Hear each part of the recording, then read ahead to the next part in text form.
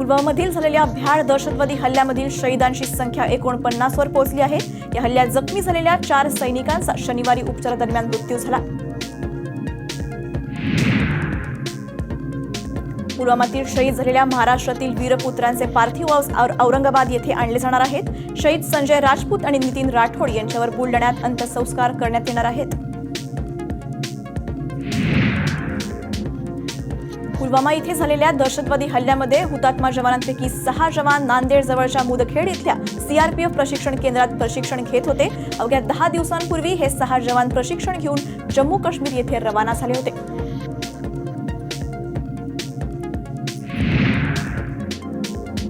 पुलवामा दहशतवादी हल्ल्यात बुलढाणा जिल्ह्यातल्या चोरपांगरा गावचे जवान नितीन राठोड शहीद झालेत। नितीन यांच्या जाण्यानं संपूर्ण गावावर शोककळा पसरली आहे, तर कुटुंबियांना अश्रू अनावर झालेत। 2006 साली ते सैन्य दलात भरती झाले होते। सुट्टीवर आलेले नितीन 8 दिवसांपूर्वीच पुन्हा ड्युटीवर जॉईन झाले होते। आज त्यांचे पार्थिव दिल्लीहून औरंगाबादला आणण्यात येणार आहे।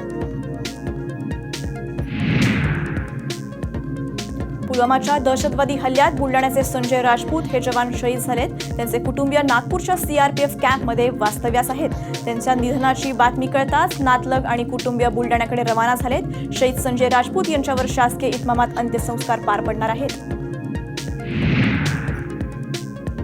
जम्मू काश्मीरच्या पुलवामा येथे झालेल्या भ्याड आत्मघाती दहशतवादी हल्ल्याप्रकरणी कटात सहभागी असलेल्या संशयावरून जम्मू आणि काश्मीर पोलिसांनी 7 जणांना ताब्यात घेतलंय। या भीषण दहशतवादी हल्ल्याचा कट पुलवामाच्या त्राल परिसरात रचण्यात आल्याची प्राथमिक माहिती आहे।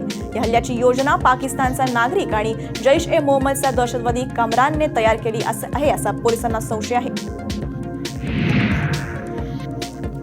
पुलवामामधील दहशतवादी हल्ल्यात शहीद झालेल्या सर्व जवानांचे पार्थिव खास विमानानं दिल्लीत आणले।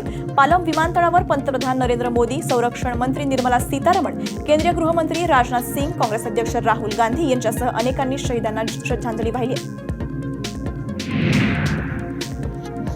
दिल्लीत आज सर्वपक्षीय बैठक घेण्यात येणार आहे। पुलवामा हल्ल्याच्या पार्श्वभूमीवर ही बैठक महत्त्वाची मानली जाते। संसद भवनात सकाळी 11 वाजता बैठक पार पडणार आहे। पुलवामा हल्ल्यानंतर सीआरपीएफनं संतप्त प्रतिक्रिया दिली आहे। हा हल्ला आम्ही कधीच विसरणार नाही आणि हल्लेखोरांना सोडणारही नाही असा निर्धार सीआरपीएफनं व्यक्त केलाय। सीआरपीएफच्या अधिकृत ट्विटर हँडलवरून पुलवामा इथं शहीद झालेल्या जवानांना आज श्रद्धांजली वाहण्यात आली आहे। ही घटना आम्ही कधीही विसरणार नाही आणि यासाठी जबाबदार असलेल्यांना माफ करणार नाही असं सीआरपीएफनं ट्विटमध्ये म्हटलंय। पुलवामातील जवानांवरील हा अत्यंत भ्याड हल्ला आहे।